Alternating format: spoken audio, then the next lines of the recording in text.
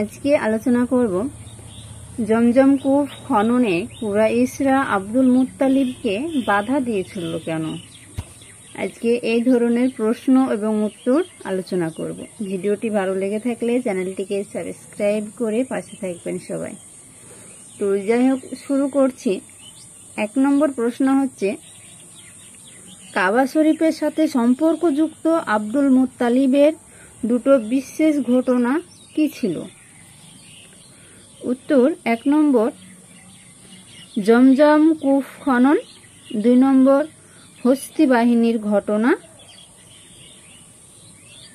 2 নম্বর প্রশ্ন হচ্ছে, Abdul Muttalib জমজম কূপ খননের নির্দেশ কোথা থেকে পেয়েছিলেন? উত্তর স্বপ্নযোগে।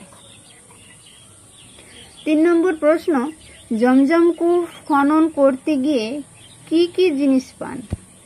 উত্তর বনু জুরহুমের ফেলে যাওয়া তরবারি, লৌহবর্ম এবং 2টো সোনার হরিণ। 4 নম্বর প্রশ্ন, জমজম কূপ খননে কুরাইশরা আব্দুল মুত্তালিবকে বাধা দিয়েছিল কেন? উত্তর পবিত্র কাজে নিজেদের সম্পৃক্ত করার জন্য।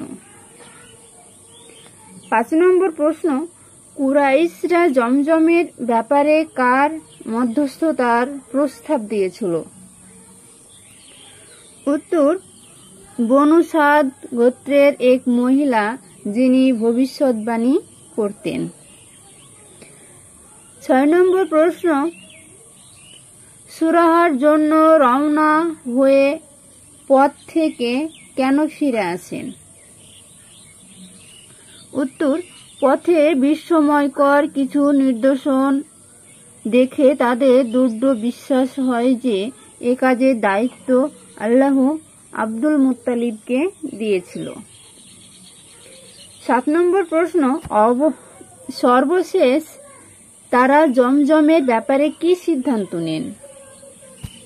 উত্তর আব্দুল মুত্তালিবই জমজম কূপ খননের একক দায়িত্ব পালন করবেন।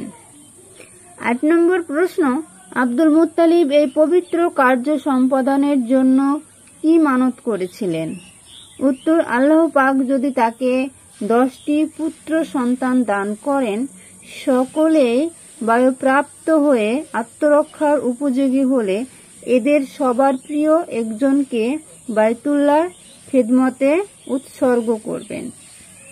9 নম্বর প্রশ্ন, উৎসর্গের জন্য 10 সন্তানের মধ্যে কার নাম আছে?